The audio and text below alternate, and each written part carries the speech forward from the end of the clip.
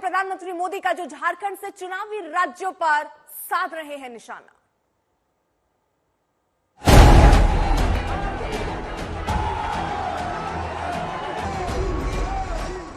अगर मेरे देश में सबसे बड़ी जाति कोई है तो एक ही है, वो जाति है गरीब। एक तरफ कांग्रेस है जो सिर्फ और सिर्फ अपनी खाली तिजोरी भरने के लिए, ये चोरी का माल है कि नहीं है, ये मोदी उसको पकड़ता है, सही करता है, गलत करता है। इसीलिए आप इतना प्यार करते हैं और वो उतनी गाली देते हैं। अरे मूर्खों के सरदार, इस दुनिया में रहते हैं लोग। कांग्रेस के नेताओं को अपने देश की उपलब्धियां न देखने की मानसिक बीमारी हो गई है।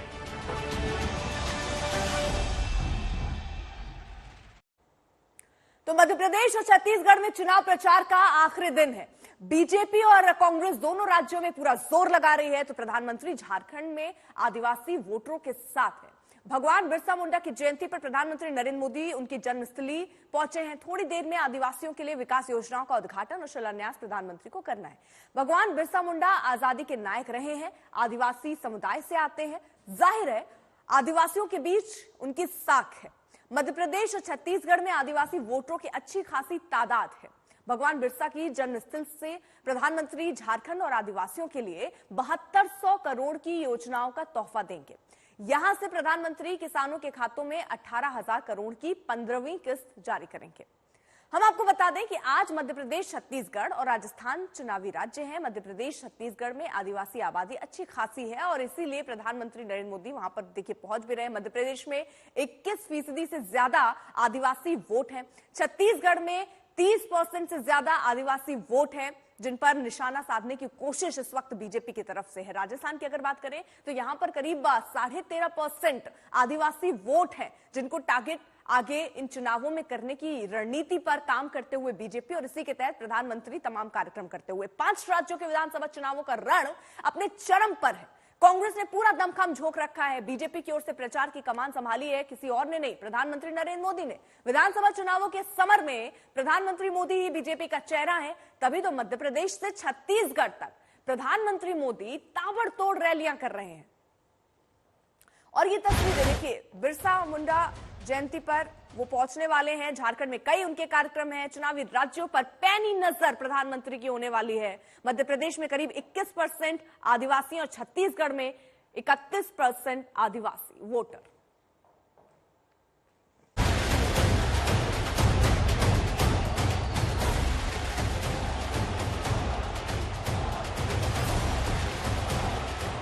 चुनाव में मेरी जनसभाओं का आखिरी दौर है।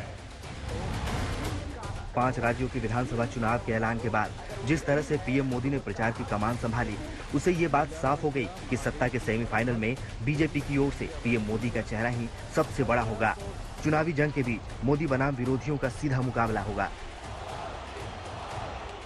लोकसभा चुनाव से पहले चुनावी राज्यों में जीत बीजेपी के लिए बेहद अहम है और इस जीत को सुनिश्चित करने के लिए पीएम मोदी ने खुद ही प्रचार की कमान को संभाल लिया। चुनावी रैली में इस बार एक ही चेहरा, कमल का फूल का ऐलान किया। पीएम मोदी की अगुवाई में चुनावी रण में उतरी बीजेपी ने एक साथ कई बड़े दांव चले। पहला ये कि पीएम को प्रचार का चेहरा बनाकर पार्टी की गुटबाजी पर पूर्ण विराम लगा दिया, विरोधियों के हर दांव की मजबूत काट निकाल लिया और विधानसभा चुनाव में जीत की संभावनाओं को कई गुना बढ़ा दिया। सत्ता विरोधी लहर का सामना कर रही बीजेपी पीएम मोदी के करिश्मे के चलते ही 66 सीटों तक पहुंच सकी। हिमाचल प्रदेश में बदलाव की लहर के बावजूद बीजेपी कांग्रेस से सिर्फ 1% वोट से ही पीछे रही। साफ है कि जनता में पीएम मोदी की छवि और पकड़ अपना जबरदस्त असर दिखाती है। बीजेपी ने मध्य प्रदेश, राजस्थान और छत्तीसगढ़ में इसी असर को जीत का फॉर्मूला बनाने की कोशिश की है। राजस्थान बड़े भरोसे से कह रहा है, भाजपा आएगी, गुंडागर्दी जाएगी। भाजपा आएगी, दंगे रुकवाएगी। भाजपा आएगी, महिला सुरक्षा लाएगी। इससे पहले गुजरात और उत्तराखंड के चुनाव भी पीएम मोदी के चेहरे पर ही लड़े गए थे। दोनों ही राज्यों में बीजेपी को बड़ी जीत मिली थी। लिहाजा ये बात साफ है कि ब्रांड मोदी की लोकप्रियता और विश्वसनीयता पर कहीं से कोई प्रश्न नहीं है। यही बात कांग्रेस जैसे विरोधी दलों को परेशान कर रही है। महाज्ञानी कांग्रेस के कह रहे थे कि आप सबके पास made in China mobile phone होता है। अरे मूर्खों के सरदार, किस दुनिया में रहते हैं ये लोग? विपक्ष के टारगेट पर भी सबसे ज्यादा मोदी है। वो भी मानते हैं कि भले ही चुनाव विधानसभा के हो, लेकिन यहाँ चुनौती नरेंद्र मोदी ही है। आप मोबाइल फोन के पीछे देखो, शर्ट के पीछे देखो, जूते के नीचे देखो, मेड इन चाइना दिखेगा। हम सही बात ना? आपने कभी किसी कैमरा के पीछे, शर्ट के पीछे मेड इन मध्य प्रदेश देखा है? नहीं देखा। ये हम करना चाहते हैं। क्या राम मंदिर भारतीय जनता पार्टी का मंदिर है? ये हमारे देश के हर व्यक्ति का मंदिर है, हमारे सनातन धर्म का एक बहुत बड़ा प्रतीक है। और मुझे बड़ी खुशी है कि राम मंदिर अंत में बन रहा है। अब 3 दिसंबर को चुनावी जीतों के साथ ये तय होगा कि मध्य प्रदेश की जनता पर पीएम मोदी का जादू कितना चला। मोदी को चेहरा बनाने से बीजेपी को कितना फायदा हुआ। आज तक ब्यूरो।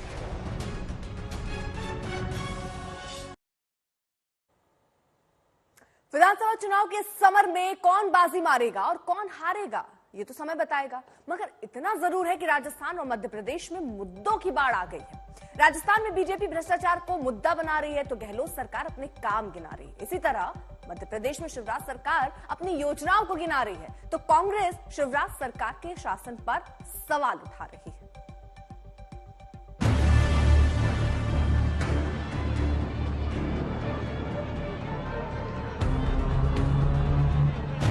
एमपी में बीजेपी कांग्रेस की चुनावी जंग सरकार के कामकाज और बीजेपी के 18 साल के राज से शुरू हुई, लेकिन प्रचार के दौरान मैदान में पीएम मोदी के उतरते ही चुनाव का पूरा रुख बदल गया। कांग्रेस के एक-एक सियासी मुद्दों पर पीएम मोदी ने चुनावी मंच से जवाब दिया।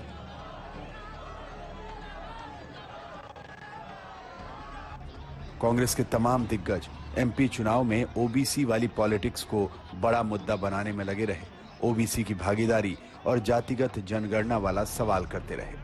बीजेपी के लोगों ने, उनके बड़े बड़े उद्योगपति मित्रों ने कांग्रेस पार्टी के विधायकों को पैसा देकर आपकी सरकार चोरी की थी। भूलिए मत इसको। ये बीजेपी की सरकार नहीं है, ये चोरी की सरकार है। लेकिन पीएम मोदी ने कांग्रेस की सियासत की काट निकाली और देश में एक ही जाति गरीबी बता दिया कि अगर मेरे देश में सबसे बड़ी जाति कोई है तो एक ही है, वो जाति है गरीब। चुनावी समर के बीच पीएम मोदी ने मुफ्त राशन योजना को 5 साल बढ़ाने का ऐलान किया और इस ऐलान के साथ ही गरीबों के कल्याण के लिए केंद्र सरकार की मंशा को जाहिर कर दिया। रतलाम से लेकर सिवनी, खंडवा से लेकर सतना सीधी हर रैली में पीएम मोदी ने कांग्रेस पर प्रहार किया। इंडिया गठबंधन का जिक्र कर सनातन के अपमान का आरोप लगाया।